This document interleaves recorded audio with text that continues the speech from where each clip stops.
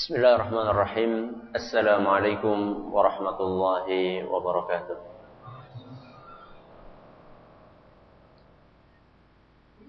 Innal hamdalillah nahmaduhu wa nasta'inuhu wa nastaghfiruh wa na'udzu billahi min shururi anfusina wa min sayyiati a'malina. May yahdihillahu fala mudilla lahu wa may yudlil fala hadiya lahu. Wa asyhadu an la ilaha illallah wahdahu la syarika lahu. وأشهد أن محمدا عبده ورسوله يا أيها الذين آمنوا اتقوا الله حق تقاته ولا تموتن إلا وأنتم مسلمون يا أيها الناس اتقوا ربكم الذي خلقكم من نفس واحدة وخلق منها زوجها وبث منهما رجالا كثيرا ونساء واتقوا الله الذي تساءلون به والأرحام إن الله كان عليكم رقيبا يا أيها الذين آمنوا اتقوا الله وقولوا قولا سديدا يصلح لكم أعمالكم ويغفر لكم ذنوبكم ومن يطع الله ورسوله فقد فاز فوزا عظيما أما بعد فإن أصدق الحديث كتاب الله وخير الهدى هدى محمد صلى الله عليه وسلم وشر الأمور محدثاتها وكل بدعة ضلالة. Kita panjatkan puja dan puji syukur kehadirat Allah Tabaraka wa Ta'ala. Pada kesempatan malam yang berbahagia kali ini kita kembali diberi kekuatan, kesehatan, hidayah serta taufik dari Allah Jalla wa Ala. Sehingga kita bisa kembali menghadiri pengajian rutin tafsir kita ini di Masjid Agung Darussalam Purbalingga. Kita berharap semoga Allah Tabaraka wa Ta'ala berkenan untuk melimpahkan kepada kita semuanya ilmu yang bermanfaat sehingga bisa kita amalkan sebagai bekal untuk menghadap kepada Allah Jalla wa Ala. Amin ya rabbal alamin. Salam dan salam semoga senantiasa tercurahkan kepada junjungan kita Nabi besar Muhammad sallallahu alaihi wasallam, kepada para sahabatnya, keluarganya dan umatnya yang setia mengikuti tuntunannya hingga di akhir nanti. Para hadirin dan hadirat sekalian yang kami hormati dan juga segenap pendengar Radio Roja di Jakarta, di Bandung, di Lampung, serta para pendengar Radio Bas FM di Solo Tigo dan sekitarnya, serta para pemirsa Yufi TV dimanapun Anda berada. Pada kesempatan yang berbahagia kali ini kita akan melanjutkan prolog dari tafsir surat Al-Asr, di mana pada pertemuan yang telah lalu kita telah sedikit membahas tentang masalah waktu. Saat itu kita jelaskan beberapa keistimewaan waktu menurut agama Islam. Kita sebutkan berapa poin saat itu? Berapa? 4. Kemudian kita lanjutkan dengan pembahasan tentang karakteristik waktu. Berapa poin? 4 juga. Ya. Pada kesempatan kali ini sebagaimana telah kita janjikan bahwa kita akan mempelajari insyaallah bagaimana cara mengoptimalkan waktu. Bagaimana supaya waktu kita optimal sehingga kita bisa meraih sesuatu di waktu yang sama, kita lebih banyak mendapatkan dibandingkan orang lain. Bagaimana cara kita mengoptimalkan waktu kita? Ada beberapa poin insyaallah. Kita mulai dengan poin yang pertama. Caranya yang pertama adalah jangan kita membiarkan waktu kita kosong tanpa aktivitas. Aktivitas yang apa? Yang bermanfaat. Kalau sekedar aktivitas ya ada aktivitas. Ngelamun juga aktivitas. Tapi yang kita maksud di sini adalah kalau seandainya ada waktunya kita yang kosong, segera isi dengan sesuatu yang bermanfaat apapun itu. Bermanfaat buat dunia kita atau untuk akhirat kita. Allah Subhanahu wa Ta'ala dalam Al-Quran surat Al-Insyirah ayat 7 memotivasi kita. Kata Allah Subhanahu wa Ta'ala, "Fa'idza faraghta fansab." Apa artinya? Kalau kamu sudah selesai melakukan suatu pekerjaan, maka lanjutkan dengan pekerjaan yang lainnya. Wah, berarti kesel Ustaz. Istirahatnya di mana Ustaz? Refreshingnya di mana? Kata sebagian ahli pendidikan, ar-rahatu fi tabadulil a'mal. Istirahatnya seorang muslim itu adalah pergantian pekerjaan. Pergantian pekerjaan. Kadang-kadang kita jenuh nggak dengan pekerjaan kita? Jenuh. Terus supaya nggak jenuh gimana? Ganti pekerjaan. Makanya kata Allah Subhanahu wa taala, "Fa idza faragta fansab." Kalau kamu sudah selesai melakukan pekerjaan, lakukan pekerjaan yang lain. Dan ini tentunya konotasinya bukan hanya dalam perkara duniawi. Dan bukan berarti kita di dalam agama kita tidak mengenal adanya istirahat, ada. Cuman istirahat di dalam konteks agama kita itu bukan hanya sekedar tidur terus. Tidak. Yang namanya hiburan juga dalam agama kita ada. Refreshing ada. Tapi tidak refreshing yang berbau negatif. Ini firman Allah Subhanahu wa taala dalam Al-Qur'an surat Al-Insyirah ayat 7. Dalam hadis Nabi sallallahu alaihi wasallam juga sama. Beliau sallallahu alaihi wasallam pernah bersabda, "Ightanim khamsan qabla khamsin." Manfaatkanlah 5 sebelum datangnya 5. Apa saja? Kita nggak usah sebutkan semuanya, satu saja ya. Karena waktunya terbatas. Kita sebutkan yang ada kaitannya dengan pelajaran kita saja. Kata Nabi sallallahu alaihi wasallam, "Wa faraghaka qabla syughlika." Manfaatkanlah waktu kosongmu sebelum datang waktu sibukmu. Hadis riwayat Al-Hakim dan dinyatakan sahih oleh beliau dan juga oleh Syekh Al-Albani. Jadi Nabi sallallahu alaihi wasallam memerintahkan kepada kita agar waktu kosong itu segera dimanfaatkan sebelum datangnya waktu sibuk. Supaya apa? Supaya hal-hal yang kosong itu tidak diisi dengan sesuatu yang negatif.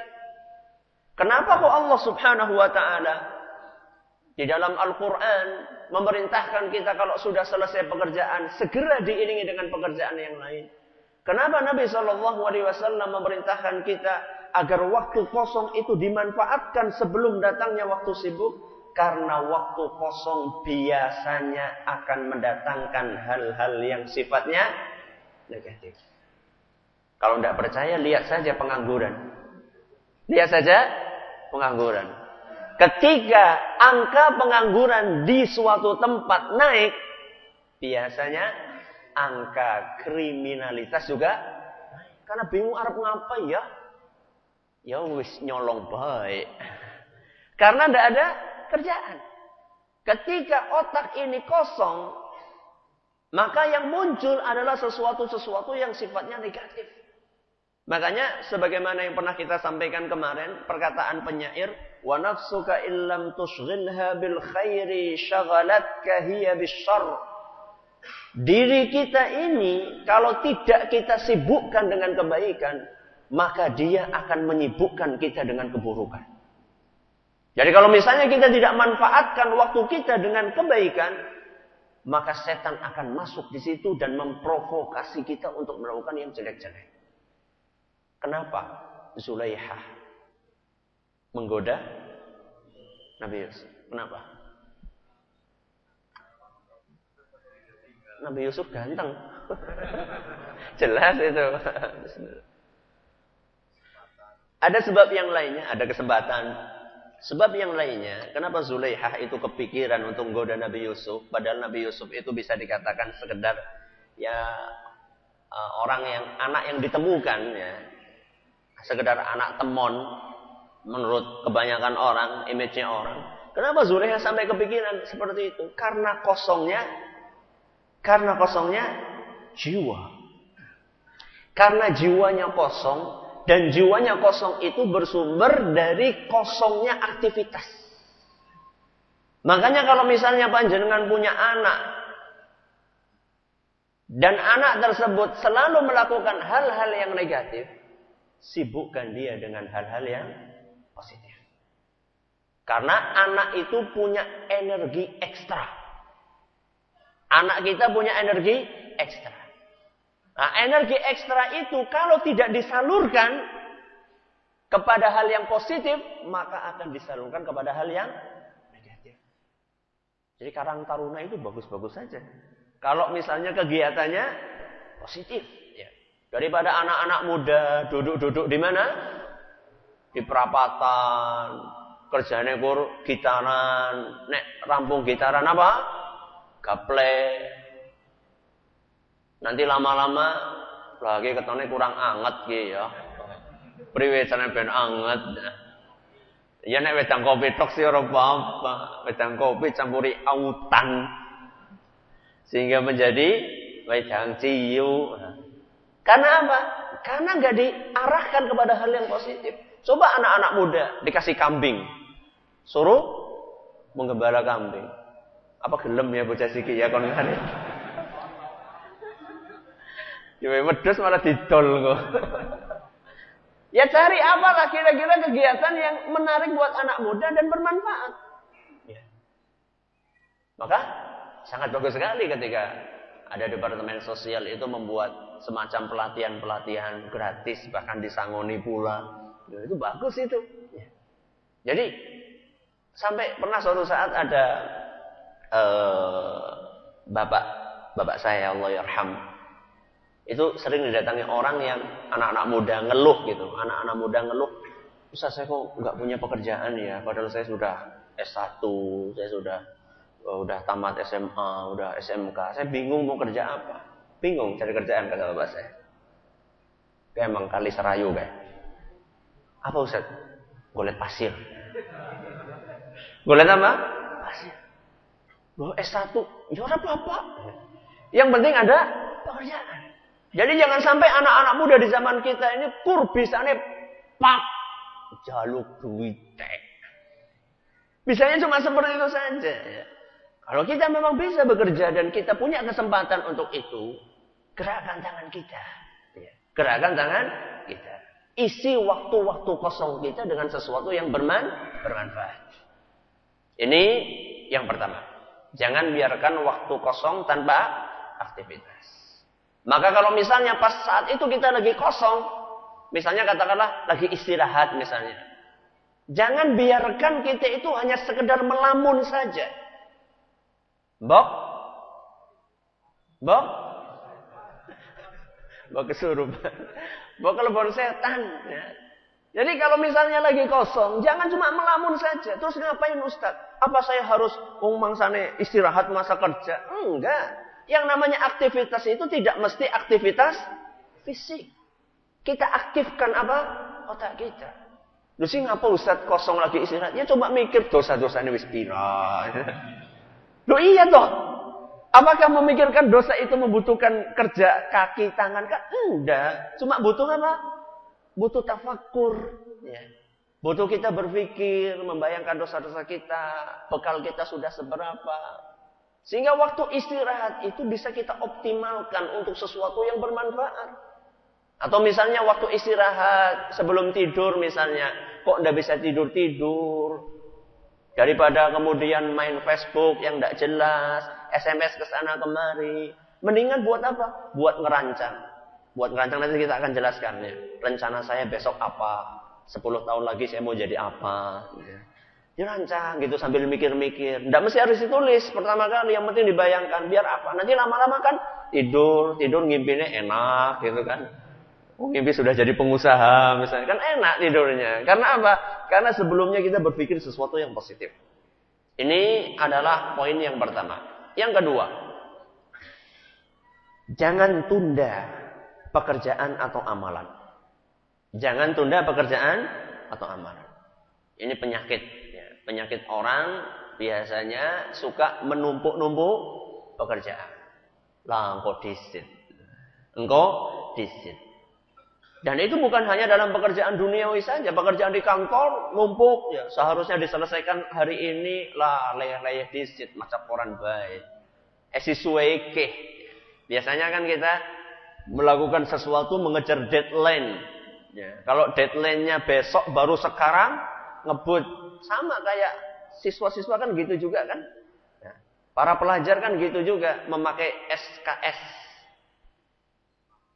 Apa? Sistem kebut semalam.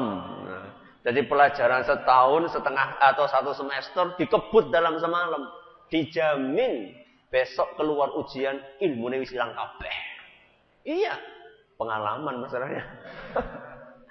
Karena kalau kita ilmunya ingin ya kita dapatkan secara maksimal, masukkan ilmu itu secara bertahap. Makanya sebagian ulama mengatakan man ramal ilmata jumlatan dhahaba anhu jumlah. Barang siapa yang mencari ilmu borongan, maka ilangnya juga borongan. Ya. Jadi kalau misalnya semalam itu kita kebut pelajaran itu dijamin ilangnya juga sebentar, cepat ilangnya. Tapi kalau bertahap, itu dalam masalah ilmu, dalam pekerjaan juga. Dalam amalan juga seperti itu.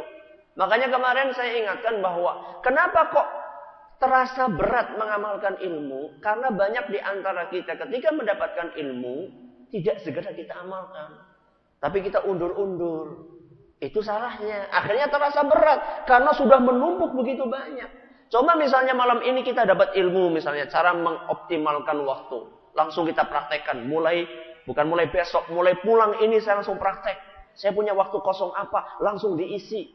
Kemudian saya punya pekerjaan apa, kalau memang ada waktu saat ini dan saya masih ada energi, saya kerjakan. Itu namanya mengamalkan ilmu. Sehingga terasa ringan. Itu dalam pekerjaan yang bersifat duniawi, kayak tadi mencari ilmu atau mencari ilmu yang sifatnya umum. Dalam perkara ukhrawi, semisal ibadah pun kita diperintahkan oleh Nabi SAW untuk mengamalkan, memanfaatkan waktu kosong dan jangan mengundur-undur pekerjaan. Kata Nabi SAW, badiru bil a'mal, bersegeralah kalian untuk beramal. Itu perintah dari Nabi SAW. Jadi jangan suka mengundur pekerjaan. Begitu ada waktu kerjakan, begitu ada waktu kosong lakukan, entah itu yang sifatnya duniawi atau ukhrawi, selama itu bermanfaat, lakukan. Badiru bil a'mal, kata Nabi SAW, bersegeralah kalian dalam beramal. Kenapa wahai Rasul? Fitanan ka qita'il lailil mudlim, sebelum datangnya fitnah yang gelap gulita. Seperti apa Ustaz? Kata Nabi SAW, yusbihur rajulu mu'minan wa yumsi kafiran. Kalau sudah datang masa fitnah, seseorang ketika pagi harinya masih mukmin, sore harinya kafir, murtad dari agama. Atau sebaliknya, au yumsi mu'minan wa yusbihu kafiran. Sore harinya masih berislam, masih beriman, pagi harinya sudah keluar dari agama Islam. Fitnah. Kenapa? Kata Nabi SAW, yabi'u dinahu bi'aradin minad dunya. Karena dia menukar agamanya dengan materi duniawi. Hadis riwayat Muslim. Makanya ketika ada pekerjaan segera lakukan. Berarti kita disuruh untuk melakukan pekerjaan amalan yang banyak. Iya, sebanyak-banyaknya. Tapi jangan cuma banyaknya saja. Perhatikan apanya? Kualitasnya. Jadi nggak cuma sekedar kuantitasnya, sing akeh amalane. Perhatikan kualitasnya juga. Kualitas itu seperti apa Ustaz? Contohnya, amalan itu akan semakin afdol ketika pas meletakkan amalan itu sesuai dengan waktu dan tempatnya. Amalan itu kan ada beberapa amalan yang ada waktunya. Kalau melakukan amalan itu pas pada waktu yang sudah ditetapkan, maka itu menjadi amalan yang sangat afdol. Contoh, begitu datang waktu sholat, yang paling afdol apa? Sholat.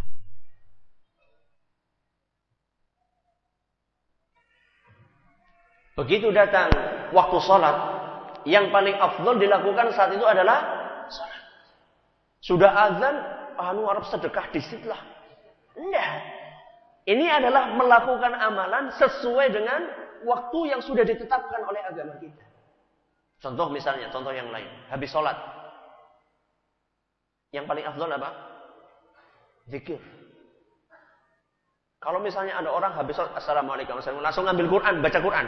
Gimana? Kurang bagus. Padahal membaca Al-Quran itu pahalanya besar enggak? Besar. Tapi habis sholat langsung, mana yang lebih afdol? Zikir. Ini melakukan amalan pas sesuai dengan waktu. Inilah yang akan meningkatkan kualitas amalan seorang hamba. Dan terkait dengan masalah ini, ada sebuah buku bagus. Enggak tahu sudah diterjemahkan dalam bahasa Indonesia atau belum. bukunya judulnya adalah Tajridul Ittiba' fi Bayani Asbabi Tafadhulil A'mal, karya Syekh Ibrahim bin Amir Ar-Ruhaili. Ini menjelaskan amalan-amalan yang afdol sesuai dengan waktu-waktunya yang sudah ditetapkan oleh agama kita, dan di antara amalan-amalan itu mana yang paling afdol. Itu dijelaskan dalam buku tersebut. Yang ketiga, manfaatkan waktu-waktu istimewa. Waktu kita terbatas enggak? Terbatas. Pekerjaannya banyak? Banyak. Amalan juga banyak. Bagaimana caranya supaya kita bisa mensiasati waktu yang terbatas tersebut dan kita bisa meraih pundi-pundi pahala sebanyak-banyaknya? Allah Subhanahu wa taala memberikan keistimewaan kepada beberapa waktu. Ada waktu-waktu yang memiliki keistimewaan yang tidak dimiliki oleh waktu-waktu yang lain. Kalau kita berhasil memanfaatkan waktu-waktu tersebut, maka kita akan bisa meraup pundi-pundi pahala sebanyak-banyaknya. Contoh, malam ini sama malam Lailatul Qadar, sama enggak? Beda. Panjenengan beramal malam ini sama beramal malam Lailatul Qadar, pahalanya lebih besar mana? Malam Lailatul Qadar. Karena Lailatul Qadri khairun min alfi syahr. Beramal satu malam pada malam Lailatul Qadar, pahalanya lebih banyak daripada pahala beramal selama 1000 tahun. Luar biasa. 1000 bulan. Berapa tahun berarti? Ya 80-an sekian. Ya, 83 tahunan atau 82 tahunan lewat berapa bulan. Bayangkan, satu malam pahalanya seperti beramal selama 82 tahun lebih. Ini kan waktu istimewa. Makanya kalau misalnya kita ketemu sama waktu-waktu yang istimewa itu, jangan biarkan waktu tersebut berlalu begitu saja. Karena belum tentu kita akan ketemu dengan waktu itu. Belum tentu seumur-umur kita ketemu satu kali. Makanya ketika kita sudah masuk 10 hari terakhir dari bulan Ramadan, kita harus tingkatkan amalan kita supaya kita bisa memanfaatkan waktu istimewa tersebut. Contoh yang lain, puasa Arafah. Puasa Arafah. Apakah puasa Arafah sama pahalanya kayak puasa Senin Kemis? Tidak. Bukan berarti puasa Senin Kemis tidak ada keutamaannya. Tapi puasa Arafah keutamaannya, kata Nabi SAW, ahtasibu 'ala Allah an yukaffira as-sanata allati qablahu was-sanata allati ba'dahu. Kata Nabi SAW, puasa hari Arafah itu akan menghapuskan dosa 1 tahun yang lampau dan 1 tahun yang akan datang. Hadis riwayat Muslim. Ini untung nggak? Untung banget ini. Makanya kalau misalnya sampai hari Arafah, tanggal berapa? 9 Zulhijjah. Ketika sampai tanggal 9 Zulhijjah, usahakan, bukan berarti wajib puasa tersebut, tapi usahakan manfaatkan waktu yang istimewa itu untuk mengumpulkan pundi-pundi pahala sebanyak-banyaknya. Jadi Allah Subhanahu wa taala manakala memberikan waktu-waktu tersebut bukan kosong tanpa makna, tapi kita dimotivasi oleh Allah Subhanahu wa taala. Ini loh, ada waktu-waktu yang luar biasa. Dalam waktu yang sedikit engkau bisa mendapatkan pahala yang luar biasa. Ini adalah poin yang keberapa? Yang ketiga. Poin yang keempat, lakukan berbagai aktivitas yang berbeda dalam waktu yang sama. Lakukan berbagai aktivitas yang berbeda dalam waktu yang sama. Banyak di antara orang itu pikirannya lagi nekuni kiye bae lah, rosah sing liya-liyane. Padahal sebenarnya ada beberapa aktivitas yang bisa dilakukan walaupun berbeda dalam waktu yang sama. Dan itu tujuannya adalah untuk mensiasati waktu kita yang terbatas. Dan para ulama kita dulu terbiasa seperti itu. Contoh, ada seorang ulama namanya Al-Imam Al-Khatib Al-Baghdadi. Beliau itu kemana saja, jalan kemana saja, mesti bawa buku. Berjalan itu aktivitas atau bukan? Aktivitas. Berjalan. Kalau jenengan berjalan sambil ngapain? SMS-an, ya, Facebookan, kepaduk. Terus zikir, wah masya Allah nak zikir. Singsot, atau misalnya cuci mata, jelalatan ke sana kemari. Kalau Imam Al-Khatib Al-Baghdadi sambil berjalan, dia bawa buku sambil baca. Yang kok kepaduk Ustaz? Ya lihat-lihatlah, ya. Baca buku, kemudian setelah itu lihat jalan, baca buku terus gitu. Jadi dalam satu aktivitas, dalam satu waktu dia melakukan sekian aktivitas. Ya kalau sekarang kan banyak sekali waktu-waktu kita yang kosong. Ketika kita lagi nunggu antri di mana? Di rumah sakit, coba. Kita pengennya dapat nomor yang awal sehingga berangkatnya awal, dokternya tekannya awal. Sampai ada cerita, ada sebagian mbah-mbah itu katanya, nganti teles, nganti garing, goleng ngenteni gitu loh. Jadi dia kehujanan di jalan sampai ke situ basah, sampai kering nunggunya. Sampai bajunya kering kembali gitu. Saking apanya? Saking lamanya. Ngapain coba di situ? Mendingan bawa buku, bawa majalah, aktivitas. Sayangnya, justru yang menonjol dalam hal seperti itu bukan kaum muslimin saat ini loh. Saat ini. Kalau zaman dahulu kaum muslimin sangat menonjol. Kalau saat ini justru yang menonjol adalah orang-orang non-muslim. Konon di Jepang itu tidak ada orang itu domblong. Tidak ada di sana itu. Kalau misalnya orang lagi nunggu apa, selalu ada yang dia lakukan. Entah dia bawa buku, entah dia bawa apa, laptop, atau bawa iPad, nulis apa. Sesuatu yang bermanfaat. Kalau kita kan sambil nunggu, main game. Mereka apa? Baca sesuatu yang bermanfaat. Ini contoh. Al-Khatib Al-Baghdadi. Contoh yang lainnya. Ada seorang ulama namanya Abul Wafa Ibnu Aqil. Dia itu berusaha bagaimana cara makan itu secepat mungkin. Maksudnya tidak memakan waktu yang banyak. Beliau membandingkan antara makan roti kering sama roti yang harus dibasahi, kasih apa. Perbedaannya, kata beliau, itu bisa untuk membaca 50 ayat Al-Quran. Lebih cepat mana berarti? Lebih cepat yang kering. Makanya beliau kalau makan itu selalu milih roti yang kering. Soalnya perbedaan waktu antara makan roti kering dengan roti yang tadi yang enak dicampur apa dulu, itu bisa cukup untuk membaca 50 ayat. Kalau kita, boro-boro mikir maca Quran kita. Itu beliau luar biasa. Jadi sampai gimana caranya supaya mengoptimalkan waktu yang beliau miliki. Bahkan kisah yang terakhir ini saya akan bawakan lebih menakjubkan lagi. Seorang ulama namanya Abul Barakat Majduddin. Kalau ke kamar mandi, maaf lagi buang hajat. Itu kan kita nggak bisa ngapa-ngapain tuh, zikir nggak boleh toh. Ya, baca Quran nggak boleh. Terus apa? Kalau kita biasanya di kamar mandi ngapain? Aduh, udut lah.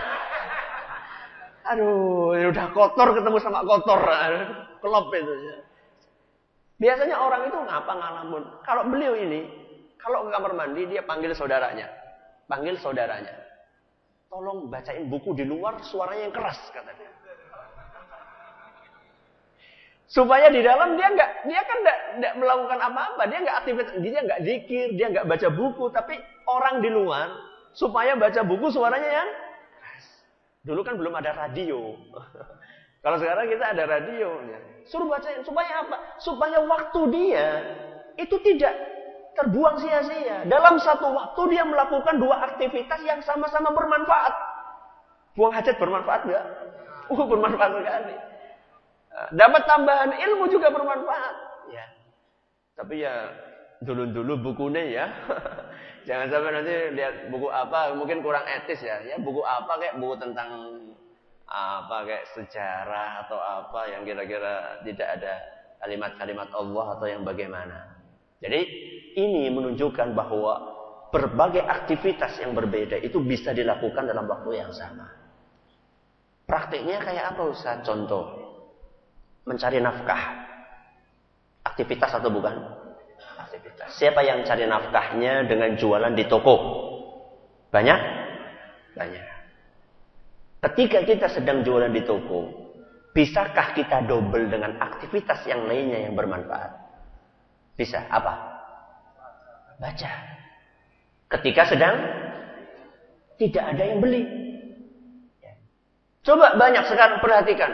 Perhatikan orang-orang di pasar, para penjual di pasar. Berapa dari sekian ratus atau ribu?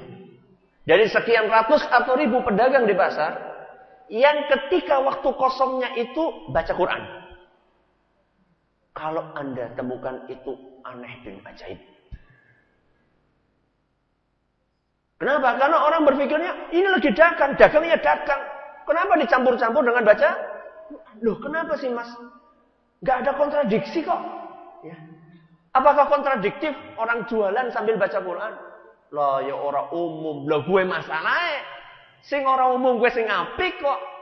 Ya. Contoh yang lain. Jangan silaturahim. Silaturahim. Ibadah atau bukan? Kebanyakan dari kita mengisi silaturahim hanya sekedar dengan obrolan. Tidak apa-apa, lepas kangen. Yau sambil silaturahim, sambil melakukan aktivitas yang lainnya. Contoh, berdakwah. Ya. Ngajak dia kepada kebaikan. Jadi kita mendapatkan pahala double-double. Dalam satu waktu kita mendapatkan pahala silaturahmi. Sekaligus kita mendapatkan pahala berdakwah kepada jalan Allah subhanahu wa ta'ala. Ini poin yang keberapa? Yang keempat. Yang kelima. Kerjakan aktivitas yang bermanfaat untuk orang banyak. Kerjakan aktivitas yang bermanfaat untuk orang banyak.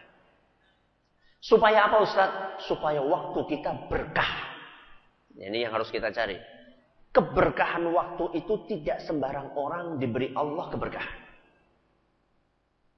Supaya waktu kita berkah, salah satu caranya adalah lakukan hal-hal yang bisa bermanfaat untuk orang banyak.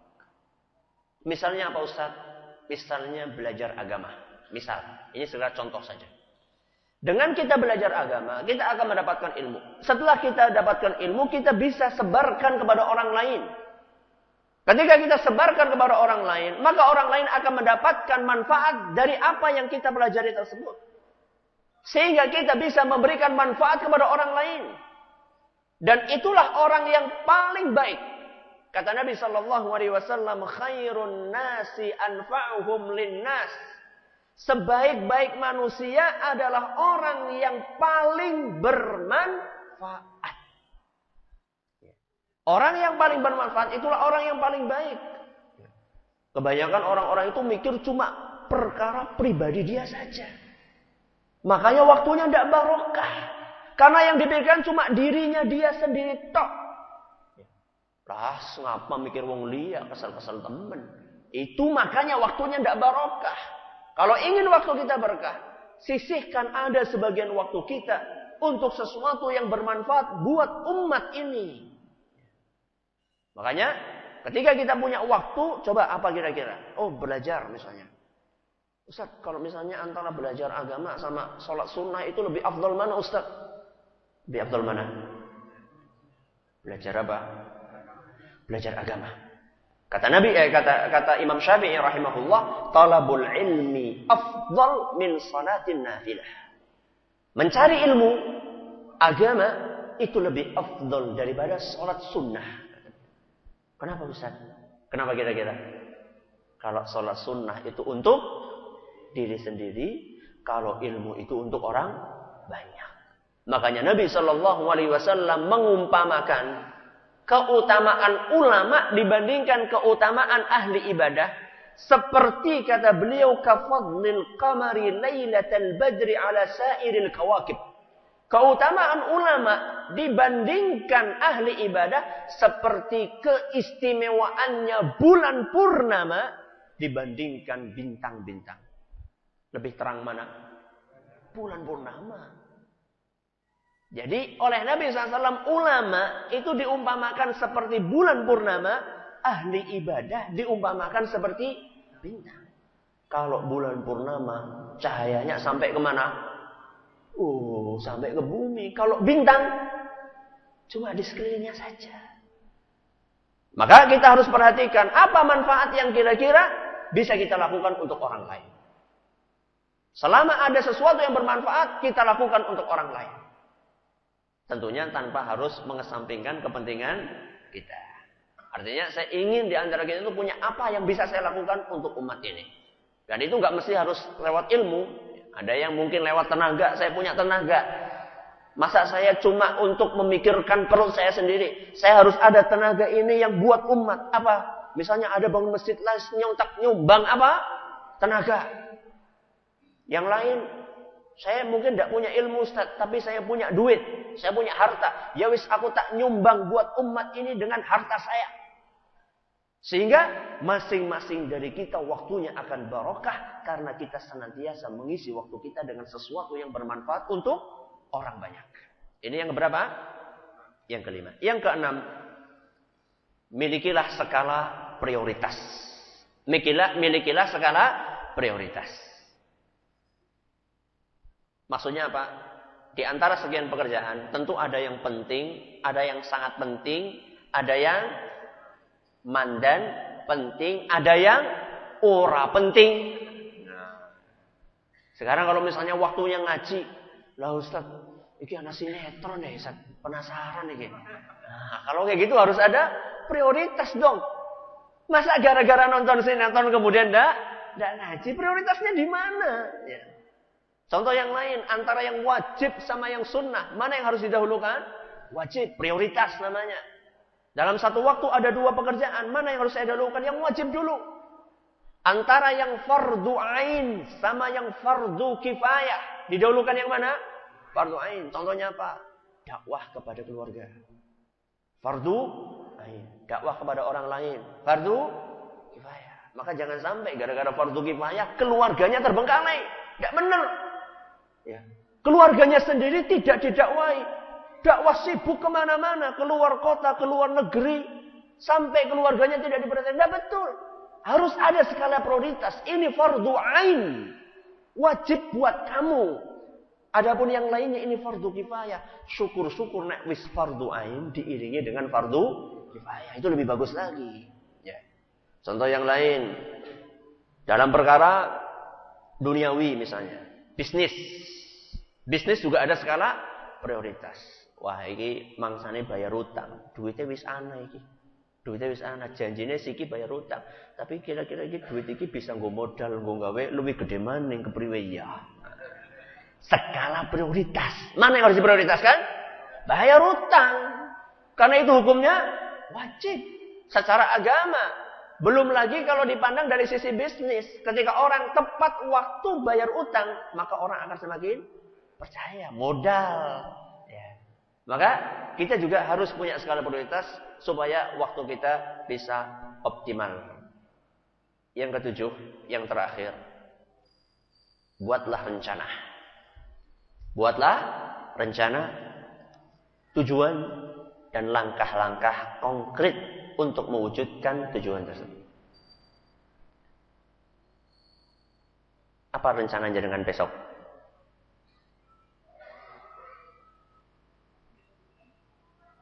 Bangun tidur, ya jelas bangun tidur. Ya biasa Ustaz, seperti aktivitas biasanya. Pergi ke pasar ya, ke pasar. Oke, itu aktivitas yang rutin. 5 tahun ke depan, jenengan pengen jadi apa? Tetap baik? Hah? Kalian jenengan jadi guru. 5 tahun ke depan targetnya apa? Pensiun.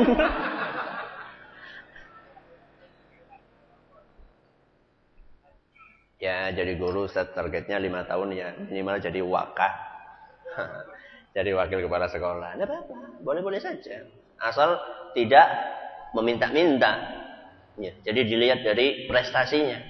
Karena kalau minta-minta jabatan dilarang dalam agama kita. Tapi kalau misalnya kita punya target, insya Allah saya ini punya bisnis. Sekarang bisnisnya pakai gerobak. Insya Allah 5 tahun ke depan bisnisnya pakai kios nyewa. Kios nyewa.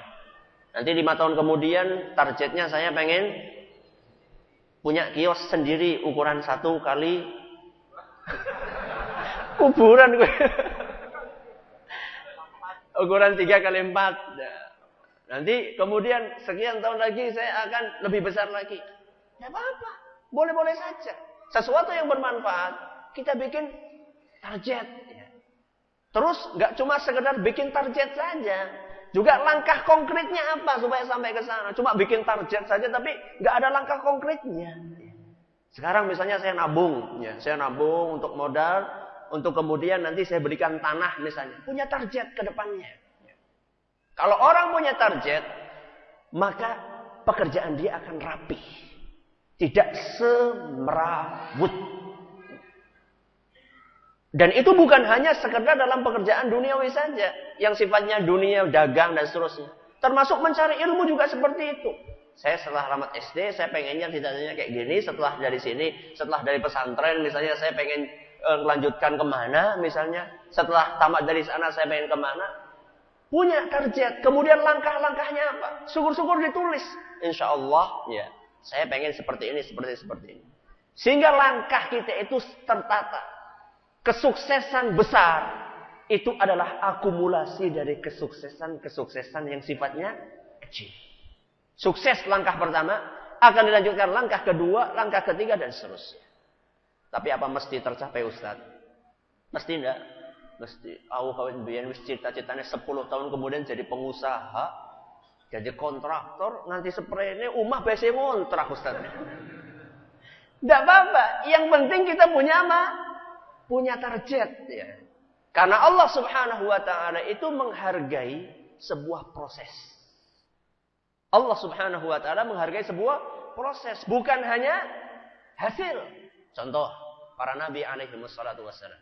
Disebutkan oleh Nabi sallallahu alaihi wasallam, ada di antara para nabi yang pengikutnya cuma 2 atau 1. Bahkan ada di antara para nabi yang tidak punya pengikut. Apakah dakwah mereka gagal?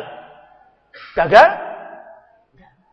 Allah Subhanahu wa taala menghargai proses mereka berdakwah walaupun hasilnya tidak seperti yang diinginkan. Jadi kita bikin target, bikin target. Cita-cita saya apa? Langkah-langkah saya apa? Konkretnya apa? Lakukan sekian tahun. Dan jangan lupa target dan cita-cita yang paling tinggi kita apa? Masuk surga. Nah, itu jangan lupa. Bikin target jadi pengusaha, jadi ini.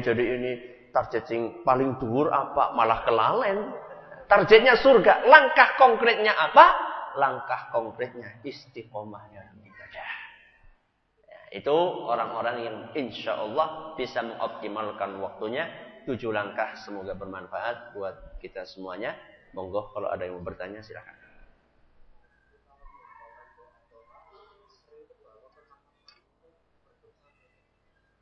Ngapalkan di kamar mandi atau gimana? Oh gitu. Kalau misalnya saya mengapalkan doa, kemudian saking semangatnya kadang-kadang kegawan kamar mandi. Itu apakah berdosa? Kalau tidak sengaja ya tidak berdosa. Kalau tidak sengaja tidak berdosa. Karena refleks misalnya. Biasanya ngucap terus kok kemudian ke bawah. Kalau tidak sengaja tidak masalah. Tapi ya jangan diulang-ulang lagi.